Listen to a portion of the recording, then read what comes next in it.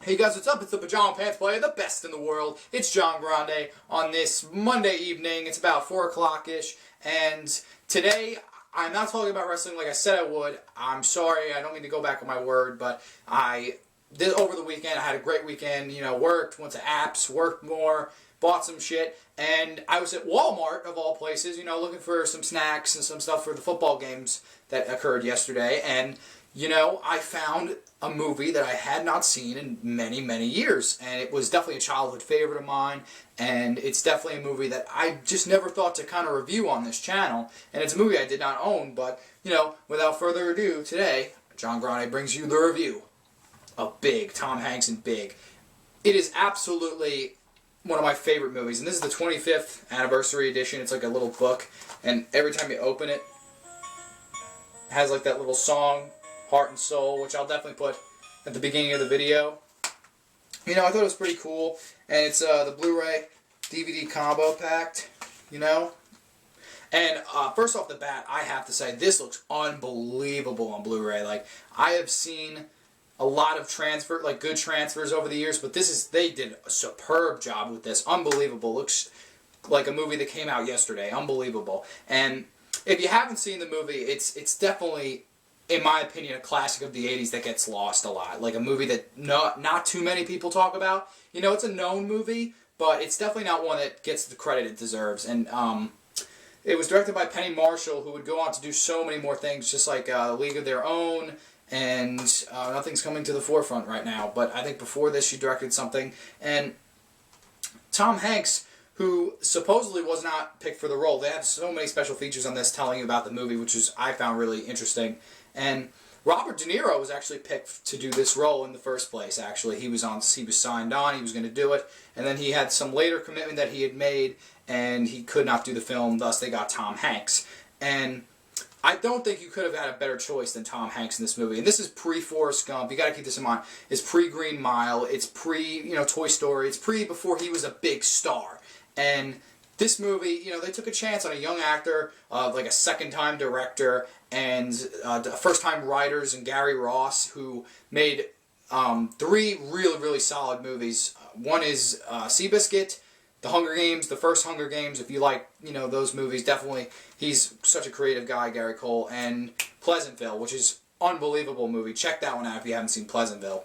And basically, it tells the story of Josh Baskin, and he's this small kid, and, he wants so much in life. He has a good life, but, he wants his biggest thing in life. He wants to be big. He wants to be an adult. He wants to be, considered a big person, and he makes this wish at the carnival in the Zoltar machine that's not plugged in, and he makes the wish, and the next day he wakes up and he's 35 years old. It's Tom Hanks, and he runs to New York City with his friend, and they try to get him a job and all this stuff. And before you know it, he's working in this toy company. He's like the VP, and there's just so many great moments in this movie. And he meets Elizabeth Perkins' character, and they have like a love interest going on. And I think she does a phenomenal job in the movie too. If you don't know who she is, I think she's in the show Weeds. Or is that... I may be wrong. I may be wrong about that. I'm sorry if I am. If she's not, definitely correct me on what show she's in now. But Elizabeth Perkins, honestly, I think she looks better now. I know that sounds a little weird, but I just think she looks a little bit better now. I think she did a great job in this, though. Absolutely perfect, lead to match Tom Hanks. And his performance is the movie. Like, his performance is great. Like, he plays a little kid in a 35-year-old man's body better than anybody could have. Robert De Niro probably wouldn't have been the same, in my opinion. Great actor, but I don't know about this movie. And I don't know, it's just, it goes to show you that when we grow up, a part of our heart kind of dies. And, depending on some people. I know some people are kids forever. They live in Neverland. I'm personally one of those people. I live in Neverland. I'm never going to fucking grow up and be stale and be mean like that. I don't see the point in it. There's so much to be happy about in life. And yes, there is the stuff that you can be sad about in life, but it's definitely, life is something that you should cherish, and this movie is definitely like a reminder of that. And he's just going through everyday life. Like, he becomes like this kid in this big world, and all of a sudden, he kind of gets the hang of life, and it's really, really, mesmerizing that a 13-year-old kid in a 35-year-old man's body can become the senior VP of a company and get all this stuff and get a girlfriend like Elizabeth Perkins, and you know, it's just amazing. And the best part of the whole movie is definitely when they're in the toy store and his boss, played by Robert Loggia, is walking with him and he's like, "You work for me, don't you?" And he's, you know, and first he has a really shitty part of the company's job, and Robert Loggia's asking him about toys and stuff, and I don't know, he just keeps going on. He's like, "Oh, I don't like the Galacticons," and "Oh, I don't like this new ice hockey," and he's telling him like valid reasons that a kid would say, and just the best part about it is Robert Loggia's face. He's just like, man, like, this guy really is into his toys, you know. Little does he know he's really a kid.